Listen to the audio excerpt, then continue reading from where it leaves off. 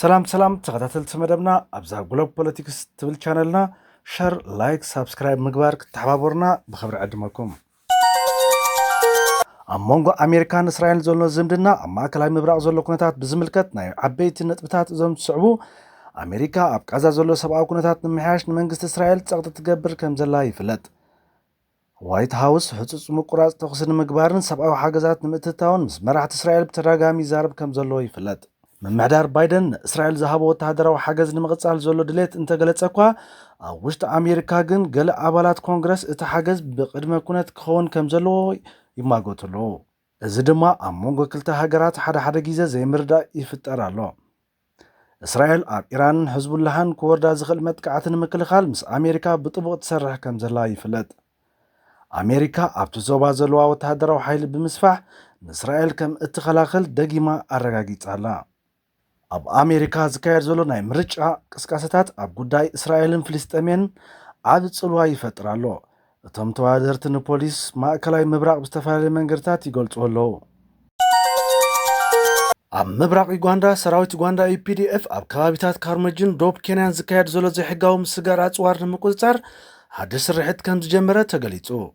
እዚ ስርሒት ሰላም እቲ ከባቢ ንምሓዝ ዝዓለመ ክብል ተዛሪቡ።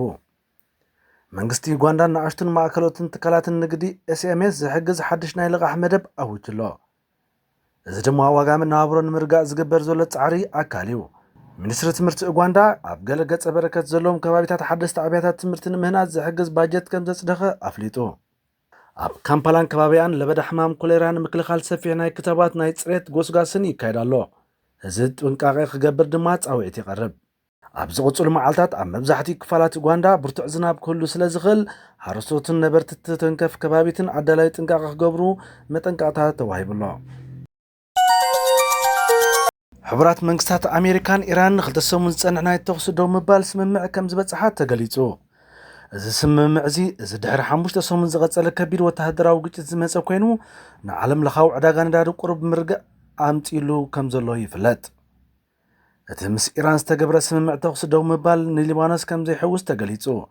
እስራኤል ትማል ረቡዕ ኣብ ዝተፈላለዩ ከባቢታት ሊባኖስ ቤይሩትን ደቡባዊ ዞባታትን ብርቱዕ ናይ ኣየር መጥቃዕቲ ፈጺማ። ብሰንኪ እዚ መጥቃዕቲ ብዙሓት ሰባት ተቐቲሎምን ቆሲሎምን ኣለዉ።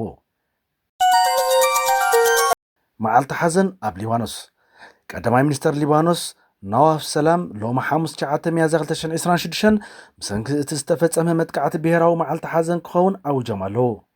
ኣብ ውሽጢ እስራኤልን ፍልስጤምን ኣብ ዌስት ባንክ ኣብ ጥቓት ቱባስ ዝርከብ ዓዲ ወተሃደራዊ እስራኤልን ኣብ ልዕሊ ሓደ መንእሰይ ተኽሲ ከም ዝኸፈቱ ተሓቢሩ። ፕረዚደንት ነበር ዶናልድ ትራምፕ እቲ ምስ ኢራን ዝተበጽሐ ስምምዕ ዓቢ ዓወት ምዃኑ ገሊጾም ኣለዉ። ይኹን እምበር ኣብ መንጎ እስራኤልን ህዝቡላህን ዘሎ ግጭት ገና መፍትሒ ስለ ዘይተረኽቦ እቲ ዞባ ካብ ትሕቲ ስጋኣት ከም ዘሎ ተንተንቲ ይገልጹ። ኣብ መንጎ ኢትዮጵያን ሶማልን ዘሎ ምስሓብ ንምህዳእ ሕብረት ኣፍሪቃ ላዕለዎት ልኡኻት ሕቡራት መንግስታት ኣሜሪካን ሓድሽ ናይ ዘተ መድረኽ ንምኽፋት ይጽዕሩ ኣለዉ። እዚ ጻዕሪ እዚ ኣብ ቀርኒ ኣፍሪቃ ሰላምን ምርግጋእን ንምውሓስ ዓንቀጽ ዝኸውን ተበገሶ ምዃኑ ተገሊጹ። መንግስቲ ኤርትራ ምስ ሃገራት ወሽመጥ ዓረብ ዘለዎ ዲፕሎማስያዊ ዝምድና ንምጥንኻር ሓደስቲ ስምምዓት ይገብር ከም ዘሎ ጸብጸባት ይሕብሩ። ብፍላይ ኣብ ዓውዲ ንግድን መጓዓዝያን ባሕርን ዘተኮረ ምይይጥ ይካየድ ኣሎ። ኣብ ሱዳን ዝካየድ ዘሎ ውግእ ንምዕጋት ዝግበር ጻዕርታት ቀጺሉ ይርከብ።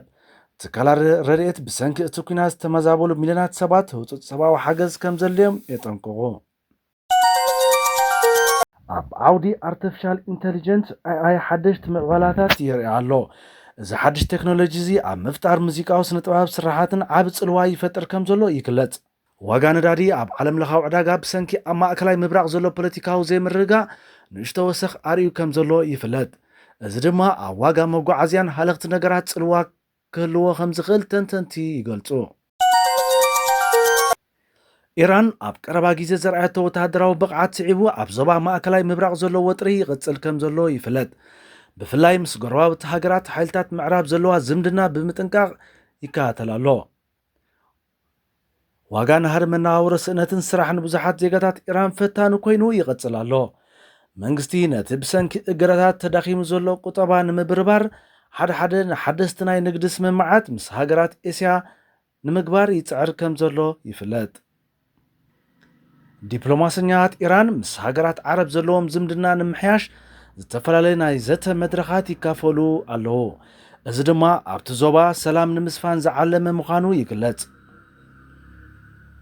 ኣብ ውሽጢ ሃገር ዝካየዱ ማሕበራዊ ምንቅስቓሳትን ናይ መሰላት ሕቶታትን ጌጋ ኣብ ማሕበራዊ መራኸቢታትን ዓቢ ቆላሕታ ይወሃቦም ኣሎ ኣብ ጉዳይ ቀይሕ ባሕሪ ስሉጥ ምንቅስቓስ ንግድን ዘተኮረ ዲፕሎማስያዊ ዝርርብ ክቕጽል ትጽቢት ይግበር ብተወሳኺ ኣብ መንጎ ክልቲአን ሃገራት ዘሎ ናይ ኣየር በረታት ንግዳዊ ርክባት ዝምልከቱ ሓደስቲ መግለጽታት ክወፁ ይኽእሉ እዮም ፕረዚደንት ቭላድሚር ፑቲን ምስ ላዕለዎት ወተሃደራዊ መኮንናት ብምዃን ኣብ ግንባር ዘሎ ምዕባለታት ዝግመሉን ምናልባት ድማ ሓድሽ ስትራቴጂያዊ መግለፂ ዝህቡን መደብ ከም ዘሎ ይግለጽ ኩነታት ጋዝን እስራኤልን ኣብ ፍላይ ጥርዚ በፂሕሉ ዘሎ እዋን ስለ ዝኾነ ኣባላት መንግስታት ዓለም ንመቆራረፂ ተኩሲ ዝገብሮ ዘሎ ጸቕጢ ዝያዳ ክሕይል ተገሊጹ